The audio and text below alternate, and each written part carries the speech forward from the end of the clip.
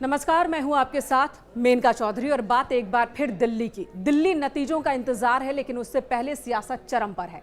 BJP और आम आदमी पार्टी एक दूसरे पर हमलावर तो शुरू से रहे हैं, अब ये मामला और भी ज्यादा गंभीर होता दिख रहा है। अरविंद केजरीवाल की मुश्किलें बढ़ती दिख रही हैं।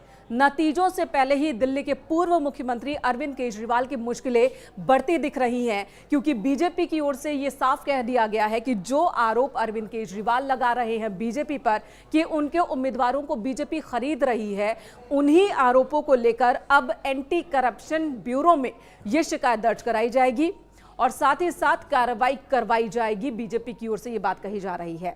वीरेंद्र सचदेवा, बीजेपी के प्रदेश अध्यक्ष, वो साफ कह रहे हैं कि इस बार माफी से काम नहीं चलेगा। आपको बता दें, अरविंद केजरीवाल ने बीजेपी पर गंभीर आरोप लगाए हैं। उन्होंने कहा कि 15-15 करोड़ एक एक उम्मीदवार को बीजेपी ने ऑफर किए हैं ताकि वो आम आदमी पार्टी से टूट जाए। आम आदमी पार्टी के एक दो नहीं बल्कि दर्जन भर उम्मीदवारों को ये ऑफर मिला है बीजेपी की ओर से।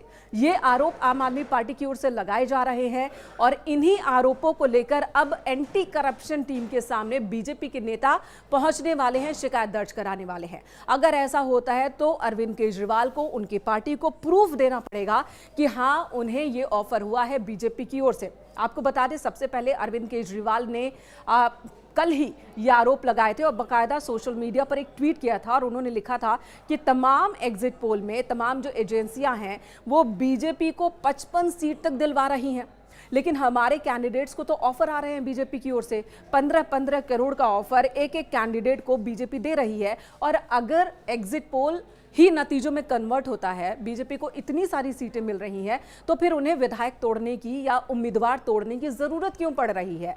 और इस तरह से तमाम एग्जिट पोल पर भी अरविंद केजरीवाल ने निशाना साधा। इसी बीच आम आदमी पार्टी के ही एक उम्मीदवार हैं मुकेश अहलावत, जिन्होंने एक वीडियो शेयर किया जिसमें वो कह रहे हैं कि उन्हें ऑफर मिला था और साथ ही ये भी ऑफर था कि कुछ और उम्मीदवारों को भी अपने साथ जोड़ लीजिए तो आप सभी को बहुत पैसे मिलेंगे।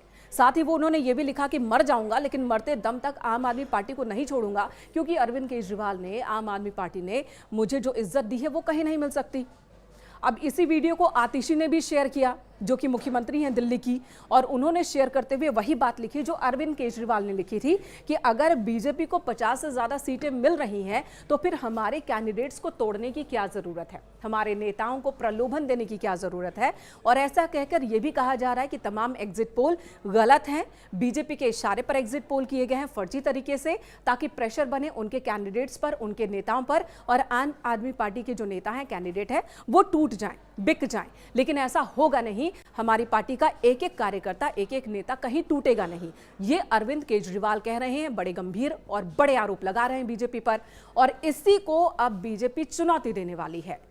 जी हां, एंटी करप्शन टीम के सामने इस शिकायत को बीजेपी दर्ज कराने वाली है।